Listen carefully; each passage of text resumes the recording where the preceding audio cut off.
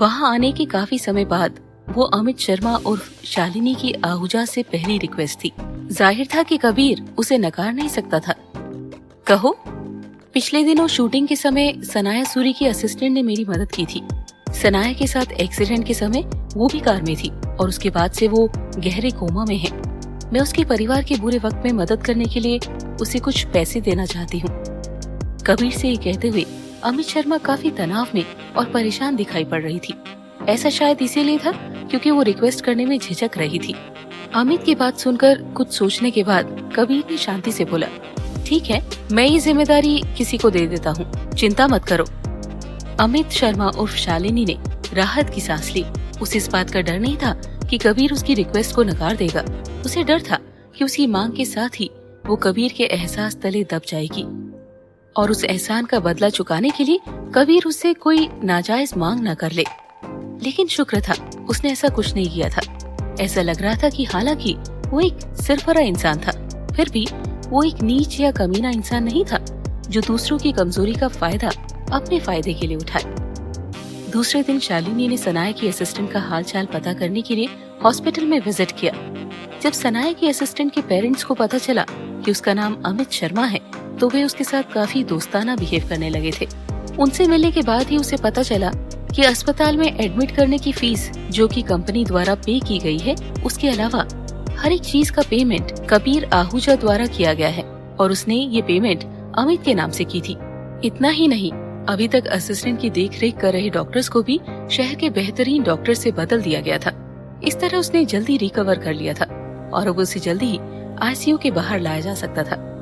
Hospital से बाहर आने के बाद शालिनी शर्मा पार्किंग लॉट में अपनी असिस्टेंट का इंतजार कर रही थी कि अचानक उसे वहाँ पर संजना अरोड़ा नजर आई। संजना एक बूढ़ी औरत की कार से बाहर निकलने में मदद कर रही थी। दादी, आराम से उतरिएगा। संजना अपनी दादी के साथ रूटीन चेकअप के लिए वहाँ पे आई थी। दादी मुस्कुराते हुए कार से उतर गई। हालांकि जैसा कि संजना ने कार का दरवाजा बंद किया, दादी हैरानी से सामने की ओर एकटक देखने लगी। ओ, शालिनी? उसकी आंखें हैरत से फैल गई थी। उसे ऐसा लग रहा था कि उन्हें धोखा हुआ है। ये सामने जो कुछ भी है उसे देखने में वैसा कुछ नहीं है, इसीलिए उन्होंने अपनी आंखों को मल तक लिया था। जैसा कि संजना की नजर अमित पर जाकर रुकी, वो हैरान हो गई और अपने आप ही उसका सर दूसरी तरफ घूम गया। अमित शर्मा उसकी ओर बड़े ही प्यार के साथ मुस्कुराकर उन्हें देख रहा था और उनकी ओर बढ़ता चला गया। संजना जैसे बुद्ध सी बन गई थी। उसने अमित से ऐसी जगह पर इस तरह से मुलाकात होने की उम्मीद नहीं की थी। ये तो शालू बिटिया है। जैसे जैसे अमित शर्मा करीब पहुंचा, इमोशंस की रुकावटों को तोड़ते हुए दादी की आंखों से आंसू छलक आए थे और उनकी आवाज कांपने लगी थी। शालिनी बिटिया, ठीक हो गई? देखो देखो संजना, शालू लौट आई है। मिष्टी, तुम्हारी बहन वापस आ गई। संजना खामोश थी। उसका भी गला भर आया था और उसकी फीलिंग्स काबू से बाहर होती जा रही थी। अगर अमित उसकी बहन नहीं था तो उसके लिए यही बेहतर था कि उसकी दादी उससे ना मिले। फिर उनसे मिलकर इमोशनल होना तो बहुत दूर की बात थी, लेकिन कुछ चीजें ऐसी भी होती है जिन्हें होने से रोका नहीं जा सकता। और भले ही दादी बूढ़ी हो रही थी, उनकी नजर अभी भी बहुत तेज थी। उन्होंने संजना से पहले ही अमित को पहचान लिया था। संजना ने दादी का हाथ थामा और हंसते हुए बोली, अरे दादी, ये मेरी बहन नहीं है, आप गलत समझ रही हैं। क्या मैंने आपको बताया नहीं था कि शालिनी दीदी को रिकवरी के लिए विदेश भेजा गया है? जिसे आप शालिनी दीदी समझ रही हैं, वो मेरा दोस्त है। ये लड़का है, इसका नाम अमित शर्मा है। दादी को अपनी कानों पर यकीन नहीं हो रहा था। ये तुम्हारी बहन शालू नहीं है? अमित उर्फ शालिनी उन लोगों के इतना करीब पहुंच चुकी थी कि वो अंदाजा लगा सकती थी कि दादी ने संजना से क्या कहा था। शालू? बूढ़ी दादी ने कहा कि उसकी शक्ल शालू से मिलती जुलती है। शालू का मतलब कहीं शालिनी शर्मा से तो नहीं? शालिनी शर्मा चलते हुए दादी की ओर पहुंची और झुककर दादी के पैर छुए। पैरी पौना दादी जी। उसने फिर संजना को देखा। तुम अस्पताल में क्या कर रही हो मिस संजना? क्या तुम बीमार हो? नहीं, मैं ठीक हूँ। मैं तो दादी की रूटीन चेकअप के सिलसिले में उनको साथ लेकर आई हूँ। जब वे दोनों बात कर रहे थे तब दादी की नजर अमित को ऊपर से लेकर नीचे तक अच्छे से निहार रही थी। उन्हें ऐसा लग रहा था जैसे वो अपनी पोती को देख रही हो, लेकिन साथ ही उन्हें उसमें कुछ बदलाव भी दिखाई दे रहा था। उन्होंने खुद के इमोशंस पर काबू किया और फिर मुस्कुराते हुए अमित से बोली, तुम संजना के दोस्त हो?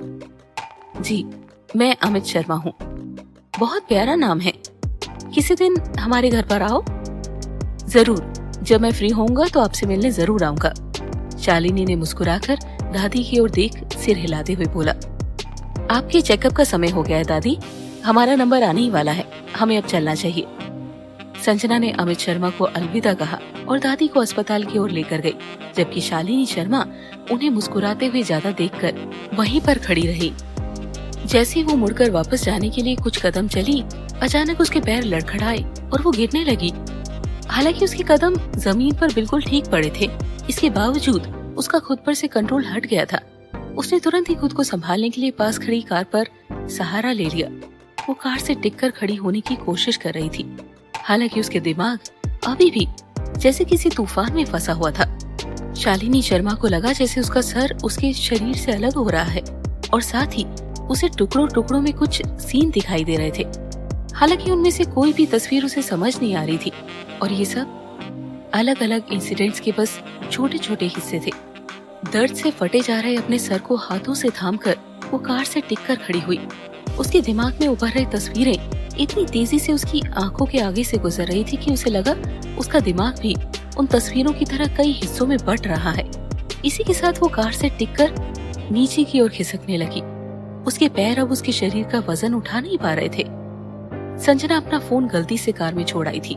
अपनी बारी का इंतजार करने के लिए दादी को आराम कुर्सी पर छोड़कर वो अपना फोन लेने के लिए वापस चली गई और जैसे ही वो वहाँ पहुंची, उसने अमित शर्मा को बेसुध हालत में कार से सटकर नीचे बैठते देखा। एक पल के लिए संजना जैसे शॉक में आ गई थी, फिर अगले ही पल उसने खुद को संभालते हुए अमित की ओर दौड़ लगा दी। क्या हुआ? अमित और शालिनी की हालत खराब थी। उसने खड़े होने की कोशिश की, लेकिन उसका शरीर अभी भी उसके काबू में नहीं था। संजना ने उसे सहारा देने के लिए उसके पास पहुंचकर अपना हाथ आगे बढ़ाया। अमित, क्या तुम्हारी तबीयत ठीक नहीं है? मैं तुम्हें डॉक्टर के पास लेकर चलती हूँ। नहीं, शालिनी शर्मा ने उसकी बात मानने से इनकार कर दिया। अपनी आंखें बंद करके वो ध्यान लगाने में अपनी सारी विल पावर को इकट्ठा करते हुए खुद को संभालने की कोशिश करने लगी। अब ठीक लग रहा है, मैं ठीक हूँ। लेकिन तुम ठीक नहीं लग रहे हो। संजना का चेहरा पूरी तरह से फिक्रमंद था। अमित का शरीर पूरी तरह से पसीने से नहा गया था। मैं अनीमिक हूँ और इस तरह मुझे कभी कभार चक्कर आ जाते हैं, लेकिन अब मैं ठीक हूँ।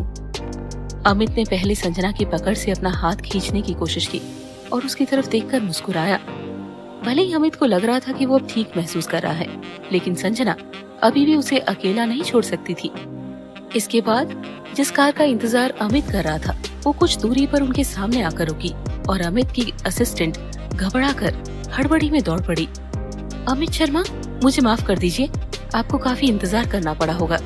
वो इतनी हड़बड़ी में अमित की ओर दौड़ लगा रही थी कि वो अपना बैलेंस खोकर बैठी और अमित शर्मा के ऊपर ही गिर पड़ी। उसके धक्के से अमित लड़खड़ा कर गिरने लगा।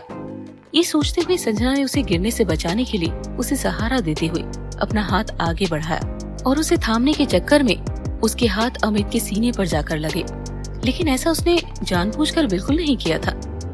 अमित के असिस्टेंट ने अमित शर्मा को संजना के ऊपर से उठाते हुए उन दोनों से माफी मांगी। अमित के असिस्टेंट के लिए संजना द्वारा किसी लड़के के सीने को छूना कोई बहुत बड़ी बात नहीं थी, लेकिन संजना और अमित के बीच माहौल बेहद टेंस हो गया था। अमित ने संजना के चेहरे के बदलते हुए एक्सप्रेशन को देखा और उसे लगा कि संजना के मन में उसे लेकर कुछ चलने लगा है। उसे तुरंत ही वहाँ से निकल जाना चाहिए था। थैंक यू मिस अरोड़ा, फिर मिलते हैं। इतना कहते हुए वो अपने असिस्टेंट के साथ तेज कदमों के साथ वहाँ से निकल गई।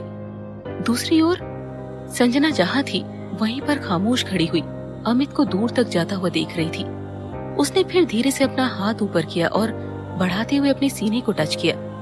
फिर मन ही मन खुद से बोली, नहीं, वो उसके खुद के सीने से ज्यादा कड़ा था, काफी तंग और कसा हुआ, लेकिन क्या फिर भी वो किसी मर्द के सीने के हिसाब से काफी मुलायम नहीं था? उसके बाद सारा दिन संजना के मन में सवालों का तूफान आया हुआ था। वो अपने दिमाग को शांत करने की कोशिश कर रही थी, लेकिन कोई खास फर्क नहीं पड़ रहा था। वो चाहे जो भी करने की कोशिश करती रहे, उसका दिमाग घूम फिर कर अमित के सीने को छूने का वो सीन उसे बार बार दिखाई जा रहा था। हालांकि उसकी ये फीलिंग उस समय काफी अलग थी जब उसने करण को छुआ था। काफी दिन हो गए थे जब आखिरी बार उसने करण ग्रोवर को देखा था। करण आज अपनी ट्रिप से लौटने वाला था। उसके आने के बाद वो उसकी और अमित शर्मा की सीने में कंपैरिजन आसानी से कर पाती, लेकिन करण ही एकमात्र मर्द था जिसे उसने छुआ था। और क्योंकि वो हमेशा ही वर्कआउट करता रहता था, इसकी मसल्स शर्तिया तौर से अमित शर्मा से काफी कड़ी होंगी। क्या एक आम इंसान जो वर्कआउट नहीं करता था, उसका शरीर काफी हद तक अमित शर्मा जैसा लगता होगा? दरअसल अमित शर्मा कई बार एक ऐसे मर्द की फीलिंग देता था जो कि न सिर्फ दिखता लड़कियों की तरह था, बल्कि उसकी आदतें और हरकतें भी किसी लड़की की तरह थी। अगर उसने अपने सीने को दबाने के लिए उसे कसकर बांधा ना होता, तो क्या तब भी उसे छूने पर वही एहसास होता जैसा संजना को उस समय हुआ था? संजना अभी डिनर करने के लिए बैठी थी कि करण लौटा है। पहले तो संजना चाहती थी कि वो खड़ी होकर उसे वेलकम करे, लेकिन वो अभी भी सनाया के मुद्दे को लेकर उससे नाराज थी, इसीलिए वो अपनी जगह पर वैसे ही बैठी रही। हालांकि सनाया का एक्सीडेंट कुछ ऐसा था जिसकी उसने उम्मीद नहीं की थी। इसकी वजह से वो कंफ्यूजन में भी थी और अब सब कुछ अचानक से बदल गया था। करण डाइनिंग टेबल पर संजना के सामने जाकर बैठ गया। तो ये तरीका है तुम्हारा अपने पति का घर में स्वागत करने का? संजना ने अपनी नजरें उठाकर उसे रूखेपन से देखते हुए पूछा। तो फिर तुम क्या चाहते हो? रेड कारपेट बिछाकर माइक लेकर जोर जोर से चीख कर बोलूं, बाअदब, बामुलाइजा, होशियार, स्वागत कीजिए तालियों के साथ उनका जो है खड़ूसियत की जीती जागती मिसाल, दुनिया के सबसे खड़ूस इंसानों में से एक, द वन एंड ओनली करण ग्रोवर पधार रहे हैं। संजना की आवाज काफी तीखी और बनावटी लहजा साथ लिए हुई थी। वो कुछ इस तरह बोलने की कोशिश कर रही थी जैसे पुराने जमाने में महल के दरबान द्वारा किसी के आने पर या फिर किसी तमाशे के समय लोगों को इंट्रोडक्शन दिया जाता था, जिसे सुनकर करण मुस्कुराए बिना नहीं रह सका। उसने अपना हाथ बढ़ाते हुए उसके गाल पर चुटकी ली। संजना ने करण के हाथ को थप्पड़ मारते हुए कहा, दूर रखो अपने नापाक हाथ मेरे गालों से। करण ने संजना की कटोरी और चम्मच उससे छीन लिए, जिसे संजना ने तुरंत ही करण से वापस छीन लिया। ये क्या कर रहे हो तुम? अब तुम लोगों के मुंह से निवाला भी छीनने लगे? मैंने अभी तक खाना नहीं खाया है। तो क्या तुम्हें नहीं पता था अपने पैरों से चलकर किचन से जाकर अपने लिए प्लेट चम्मच कैसे लेकर आते हैं? हालांकि संजना के चेहरे पर करण को लेकर गुस्सा साफ दिखाई दे रहा था, लेकिन फिर भी वो खड़ी हुई और एक किचन में जाकर करण के लिए डिश सेट लेकर आई।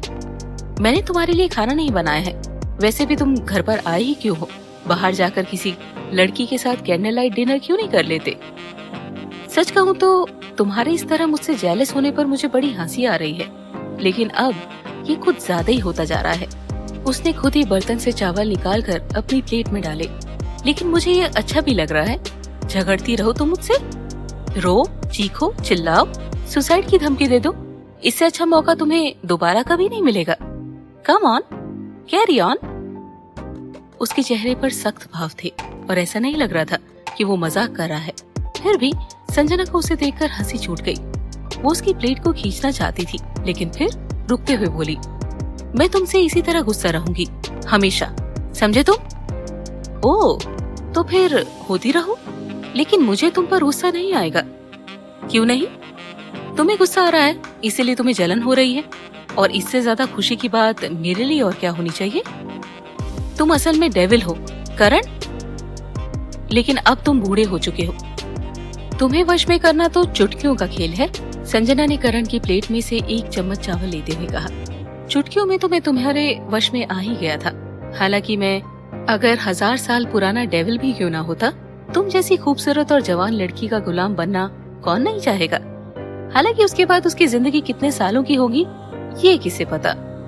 उसने शालीनता के साथ चम्मच से बाइट लेते हुए कहा, अच्छा, तो तुम्हारे कहने का ये मतलब है कि मेरे साथ रहना जानलेवा है? संजना ने अपना चम्मच थाली में पटका और टेबल से उठकर जाने लगी, लेकिन करण ने उसका हाथ थामा और उसे बोला, आराम से खाना खाओ, फिर मैं बाद में तुम्हें एक गिफ्ट दूंगा। गिफ्ट? माफी के एवज में गिफ्ट देकर छूटना चाहते हो तुम? संजना ने खाना जारी रखते हुए बड़बड़ाया, अब जो भी तुम इसे समझ लो, तो तुम मुझे दे क्या रहे हो? ऐसा भी क्या उतावलापन, खाना खाने के बाद पता चल जाएगा। इससे पहले कि करण अपना खाना खत्म कर पाता, उससे पहले ही संजना वहाँ से उठकर करण के सामान की ओर गई। उसने उसका ब्रीफकेस खोला, जिसमें उसे एक बॉक्स मिला जो अच्छी तरह से गिफ्ट रैप किया हुआ था। जैसे उसने उस रैपर को खोला, उसे लिपस्टिक का एक सेट दिखाई दिया। L19 ने इस साल 68 लिपस्टिक का एक स्पेशल एडिशन सेट लॉन्च किया था, जिसमें से हर एक शेड काफी पॉपुलर था। संजना को समझ नहीं आ रहा था कि उसे देखकर वो खुश हुए या नाराज। ठीक है, एक लड़की को लिपस्टिक गिफ्ट करना कोई गलत बात नहीं थी, लेकिन एक ही बार में इतनी सारी लिपस्टिक्स, भला कौन लड़का किसी लड़की को गिफ्ट में देता है? वो अपनी पूरी जिंदगी में भी शायद कभी उन लिपस्टिक्स को इस्तेमाल ना कर पाए। अब मुझे नहीं पता कि तुम्हें कौन सा रंग पसंद था या किस रंग का इस्तेमाल तुम ज्यादा करती हो। ऐसे में किसी भी कंफ्यूजन से बचने के लिए मैंने पूरा सेट खरीद लिया, वो ही बेहतर समझा। एक लिपस्टिक की कीमत 3,500 रुपए थी। 68 के लिए लगभग 2 लाख से ऊपर थी। संजना 2 लाख रुपयों के बारे में सोचकर ही हैरान थी। इतने पैसों के साथ तो तुम मुझे बड़ा सा हीरा या फिर एक सोने का हार भी दिलवा सकते थे। मुझे डर था कि तुम मुझे ये कहकर डांटने ना लगो कि मैं दिखावा कर रहा हूँ। संजना करण की उस बात को सुनकर खामोश रह गई थी। हीरे और सोने के हार के साथ औरतों के सेंटीमेंट्स जुड़े होते हैं, ये कोई शो ऑफ नहीं था। और फिर इतनी महंगी लिपस्टिक, और वो भी इतनी सारी, इसे खरीदना दिखावा करना नहीं था। वाह करण ग्रोवर, तुम्हारा लॉजिक। लेकिन असल में संजना को कैश मिलता तो उसे ज्यादा खुशी होती। एग्जाम्पल के लिए, यदि उसके अकाउंट में रोज 5,000 रुपए ट्रांसफर किए जाते तो वो उसके लिए उन लिपस्टिक से कहीं ज्यादा बेहतर होता। हालांकि ऐसा उसे कोई लालची नहीं कह सकता था, बिल्कुल भी नहीं। ऐसा कहने की कोई वजह भी तो होनी चाहिए। तुम चाहते हो कि मैं तुम्हारा गिफ्ट और तुम्हारी माफी दोनों एक्सेप्ट कर लूं? जरूर करूंगी, लेकिन तुम्हें मेरे साथ चलना होगा कुछ करने के लिए। कहते हुए संजना के चेहरे पर शैतानी मुस्कान आ गई थी। करण ने संजना की बात को आसानी से मान लिया था। हालांकि बात या समय कोई और भी रही होती, तभी संजना की बात आसानी से मान ली जाती। संजना की रिक्वेस्ट के अनुसार दोनों बेडरूम में चले गए। जैसे ही करण उससे पूछने ही वाला था कि उसे क्या करना होगा, संजना ने करण को बेड पर बैठाया और उसके सीने को छूने लगी। करण हैरान था, अचानक संजना को क्या हो गया है? अब करण की बीवी एक ऐसी बेवकूफाना हरकत कर रही थी। क्या कहीं उस पर किसी तरह का दौरा पड़ गया था? उसने संजना के चेहरे को देखा और फिर उसके हाथों को। ललित के सीने को छूकर देखते हुए वो बड़बड़ाई जा रही थी, काफी सख्त है, ये तो उस फीलिंग से बिल्कुल अलग है, ये अलग फील दे रहा है। ये पूरी तरह से अलग अलग फीलिंग क्यों थी? क्या इसीलिए कि करण ने अभी कपड़े पहने हुए थे? जैसे ही वो ख्याल उसके दिमाग में आया, संजना ने अपने हाथ करण की शर्ट के बटन पर रखा और बोली, हाँ यही सही है, मुझे कपड़े उतार कर छूना चाहिए, तभी कुछ ठीक से पता चल पाएगा। कपड़े उतारने होंगे? करण संजना की हरकतों को देखकर पहले ही कंफ्यूज था। उन शब्दों ने उसके कंफ्यूजन को और ज्यादा बढ़ा दिया था। बिल्कुल उतारने होंगे, चलो फटाफट उतारो अपने कपड़े। ऐसा कहते हुए वो करण के कपड़ों के बटन हड़बड़ी में खींचने लगी। जब उसे उसके बटन खोलने में दिक्कत होने लगी तो करण ने बटन खोलने में उसकी मदद की और उसने उसके कपड़े उतार दिए। कपड़े पूरी तरह से उतर जाने के बाद संजना करण के सीने पर मुक्के बरसाने लगी। वाकई करण का सीना अमित शर्मा के सीने से अलग था। अमित का सीना ऐसा लग रहा था जैसे कि वो कसा हुआ तो है, लेकिन साथ ही काफी सॉफ्ट भी है। जहाँ तक करण की बात थी, वो काफी सख्त था। यहाँ तक कि जब संजना अपनी उंगलियों से उसके सीने को दबाने की कोशिश कर रही थी, तब भी उसकी उंगलियां उसके सीने में धंस नहीं रही थी। जब उसने थोड़ा और जोर दिया तो उसने महसूस किया कि उसके सीने की मसल्स उसकी उंगलियों को पीछे धकेल रही हैं। उसके सीने से नीचे एब्डोमिनल एरिया की मसल्स तो और भी ज्यादा सख्त थी। उसके सीने को जगह जगह छूकर संजना अमित शर्मा को छूने के एहसास को दिमाग में याद करने की कोशिश कर रही थी। हालांकि संजना ने करण को छूकर काफी बुरी तरह से छेड़ दिया था और संजना का उसे इस तरह से छेड़ना उसकी बर्दाश्त से बाहर होता जा रहा था। उसने तुरंत ही संजना का हाथ थाम लिया। वो टकटकी लगाकर संजना को देखने लगा। फिर खतरनाक अंदाज में संजना से बोला, काफी समय से तुम मुझे परखने की कोशिश कर रही हो, अब बताओ कि ये तुम्हें कैसा लगा? संजना उसकी तारीफ करते हुए बोली, काफी अच्छा। इस तरह से छूने के अलावा तुम्हारा और कुछ करने का मन नहीं कर रहा?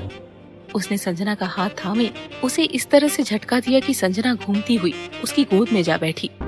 उसे गले लगाते हुए करण की सुर्ख काली आंखें किसी काले हीरे की तरह चमक रही थी, जो कि किसी गहरे अंधेरे में जलती आग की फीलिंग दे रही थी।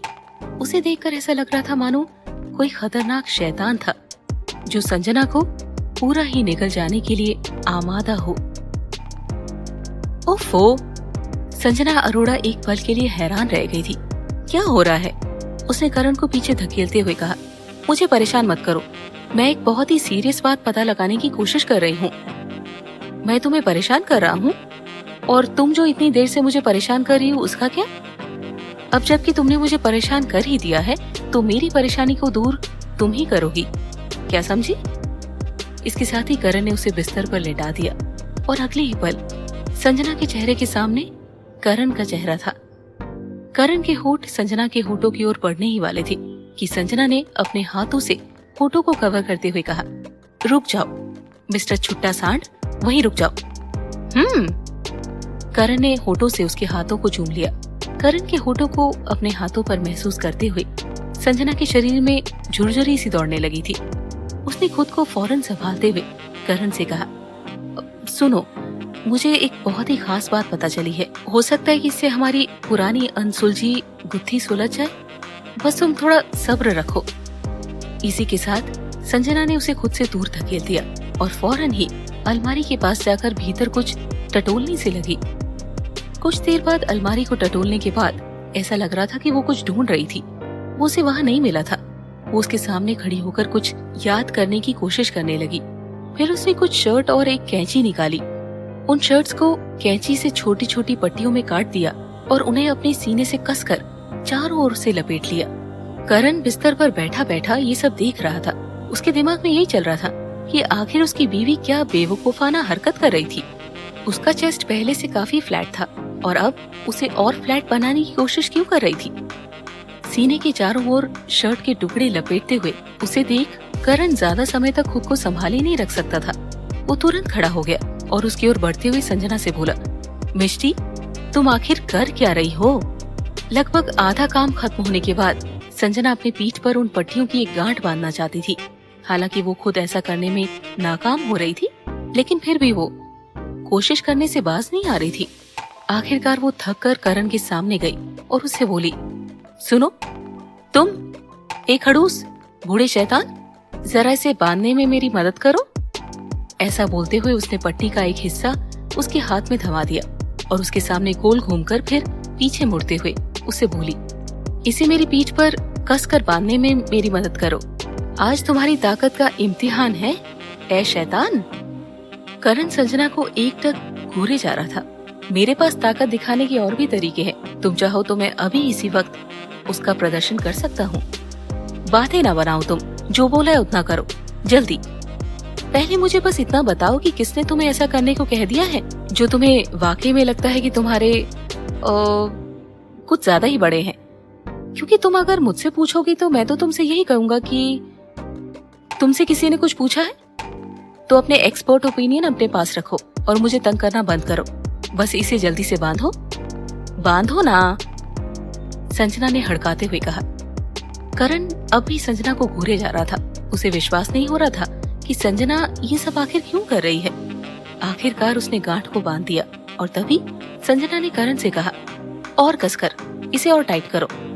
आखिरकार संजना की बात मानते हुए करण ने कसकर एक गांठ बांध दी। हालांकि करण ने गांठ को बहुत ज्यादा टाइट नहीं किया था, फिर भी संजना को लगा कि वो मुश्किल से सांस ले पा रही है। एक लंबी और गहरी सांस लेते हुए उसने अपने सीने को छुआ और साथ ही वो अमित के सीने के टच को याद करने लगी। अब सही है, वो फीलिंग काफी हद तक वैसी ही थी जैसी उसे अमित को छूते हुए लगी थी। तो अमित शर्मा एक औरत थी, वो वाकई में एक औरत थी। क्या वो शालिनी शर्मा थी? उस डिस्कवरी के साथ संजना का अपने इमोशंस पर जैसे काबू ही नहीं रहा। वो उछलते हुए करण से लिपट गई और उसे गले लगाकर चीखने लगी, मैंने पता लगा लिया, मुझे पता चल गया, मैंने जान लिया है। अमित शर्मा, अमित शर्मा, अमित शर्मा। संजना की खुशी का तो ठिकाना ही नहीं था। वो इतनी खुश थी कि खुशी के मारे वो ज्यादा कुछ बोल ही नहीं पा रही थी। करण के चारों ओर घूमते हुए सारे कमरे में उछलते कूदते वो उस कमरे का चक्कर काट रही थी। जैसे ही वो कुछ बोलने के लिए तैयार हुई थी कि अमित शर्मा एक औरत है, उसे लगा जैसे उसका शरीर एक झटके से खिंच गया और वो अपना बैलेंस खोकर लड़खड़ा कर गिर गई। हालांकि वो नीचे नहीं गिरी, उसे 2 हाथों ने संभालते हुए दीवार से सटा दिया था। उसने अपना चेहरा उठाया तो पाया कि करण उसके ऊपर झुका हुआ था। क्या हुआ? संजना ने हैरानी से देखा। इससे पहले कि वो उससे पूछ सकती थी कि वो क्या हो रहा है, इसके शब्द उसके गले तक ही रुक गए थे, क्योंकि मुंह से बाहर निकलने वाले रास्ते को करण ने अपने होठों से बंद कर दिया था। संजना को कुछ समझ आता इससे पहले ही करण का जोश उस पर हावी होने लगा था। संजना का काबू अपने शरीर पर से हटने लगा और वो बेजान सी करण को उसके मन का करने देने के अलावा कुछ नहीं कर सकती थी। कुछ दिनों के लिए मैं तुमसे दूर क्या चला गया? तुम तो आजाद चिड़िया बन गई। अमित शर्मा का नाम लेने से तुम्हारी खुशी का कोई ठिकाना नहीं लग रहा है? संजना के दोनों हाथों को दीवार से दबाते हुए करण उसे रूखेपन से बोला। उसकी टोन में जेलसी साफ झलक रही थी। ऐसा लग रहा था जैसे वो संजना को सजा दे रहा हो। जैसे ही संजना अपोज में कुछ कहने को होती, करण संजना के होठों पर अपने होठों का ताला लगा देता। तब उसके मुंह से आह भरी सिसकियों के अलावा और कुछ नहीं निकल रहा था। करण उस समय भूखे शेर की तरह दिखाई दे रहा था, जिसे काफी दिनों के बाद खाने को कुछ मिला हो, और अब जब उसका शिकार उसके सामने है तो ऐसे में भला वो छूटने का मौका कैसे देता?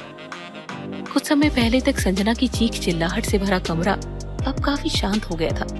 सुनाई दे रही थी तो बस करण और संजना की भारी सांसों की आवाज। इस बार जब करण ने फिर से उसे चूमने की कोशिश की तो संजना ने करण को जोर का धक्का देकर अपने से दूर कर दिया। दूर हट जाओ मुझसे, मुझे मेरे भाई अमित शर्मा के बारे में अकेले में रहकर शांति से सोचने दो। संजना की आवाज में इस बार रोष और बेअदबी साफ दिख रही थी, और संजना को बेअदबी करने पर मजबूर करने वाला शख्स करण ही था। उसी की गलती थी, और फिर उसी तरह से उसे दीवार से सटाकर उसके साथ जबरदस्ती करना। नाकाबिले माफी। फिर से अमित शर्मा का नाम? लगता है तुम्हें अपनी जान प्यारी नहीं है। करण के चेहरे पर उस समय काफी गुस्सा दिखाई दे रहा था, और फिर उसने दोबारा से संजना को दीवार से सटा दिया। वहशी इंसान। उसके पास वाकई में लड़कियों पर काबू पाने के अनगिनत तरीके थे, और तरीका कोई भी हो, उसे इस्तेमाल करने के बाद संजना सिर्फ एक ही काम कर सकती थी, करण के सामने दया की भीख मांगना और चीखना चिल्लाना। तो तुम्हें किसी को भाई बनाने की बहुत जल्दी मची हुई है, हाँ? करण पसीने से नहा रहा था। संजना को थामे रखने और उसे परेशान करने के लिए उसे काफी मशक्कत करनी पड़ रही थी।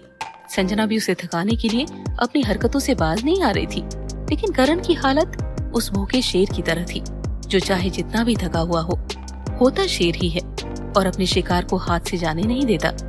और करण तो जैसे संजना को समूचा ही निकल जाने वाला था। तो किसे बनाऊं अपना भाई? तुम्हें? इस बार संजना ने करण पर अपना दांव खेला। उसने उसके गालों पर अपनी उंगलियां फेरते हुए उसे रिझाने की कोशिश की, लेकिन उसने वर्ड्स बस गलत चुन लिए थे। अगले ही पल संजना का हाथ मरोड़ा और उसे दबाते हुए करण बोला, क्या बोला तुमने? फिर से बोलो। संजना के पास अब बचने का कोई रास्ता नहीं था। करण अब उसे इतनी आसानी से छोड़ने वाला नहीं था, और संजना उसे सताने का कोई मौका हाथ से जाने नहीं देती थी। इसके बाद करण संजना को परेशान करता रहा, और संजना ने चीखना चिल्लाना करना जारी रखा। अगली सुबह जहां संजना बेजान तरीके से बिस्तर पर लेटी हुई थी, वहीं पर करण जबरदस्त रूप से एनर्जेटिक दिखाई दे रहा था। वो सुबह उठते ही संजना से कहकर काम पर निकल गया था कि वो शाम को घर देरी से लौटेगा। करण के इरादे साफ थे। संजना एक आज्ञाकारी और पतिव्रता वाइफ की तरह शाम का खाना बनाए और अपने पति के आने का इंतजार करती रहे। संजना ने आंखें मूंदते हुए कहा, करण कितनी भी कोशिश कर ले, उसे परेशान नहीं कर सकता था। अगर वो रात का खाना चाहता था तो उसे खुद बनाना होगा। वैसे भी आज सारा दिन वो अपनी बहन की तलाश में लगने वाली थी। कल रात कपड़ों के चेस्ट रिस्ट्रिक्शन के अपने पर्सनल एक्सपीरियंस के बाद वो श्योर थी कि उसका सोचना सही था। अमित एक औरत ही था। इसी वजह से संजना ने आज फिल्म सेट पर जाकर अमित से मिलने का फैसला किया था। हालांकि उसने इस बार अनामिका को फोन नहीं किया, और जब वो फिल्म स्टूडियो में पहुंची तो उसका वेलकम करने वाला कोई नहीं था। जैसे जैसे संजना आगे बढ़ती जा रही थी, फिल्म सिटी का हर एक स्टूडियो सेट एक जैसा ही दिख रहा था। वो जैसे उन सेट्स की भूल भुलैया में खो सी गई थी। उसने काफी लोगों से पूछा कि अमित शर्मा की फिल्म की शूटिंग कहाँ हो रही है, लेकिन फिर भी उसे इस बारे में बताने में कोई भी कामयाब नहीं हुआ। क्या उसके पास अनामिका को फोन करने के अलावा और कोई रास्ता था? अचानक एक ब्लैक सेडान उसके पास से होकर गुजरी। कुछ ही दूरी पर जाकर अचानक ही वो कार रुकी और वापस संजना के सामने आकर रुक गई। कार की खिड़की का शीशा नीचे उतरते ही संजना ने एक हैंडसम फेस को अपनी ओर देखकर मुस्कुराते हुए देखा। संजना उसे ध्यान से देख रही थी। उसे वो कोई अपना जानने वाला लग रहा था। कुछ ही पलों में आखिरकार उसे याद आया, कहीं वो अर्जुन खंडेलवाल तो नहीं जिसके साथ अनामिका की शादी होने वाली थी? क्या वो यहाँ उसकी तलाश में आया था?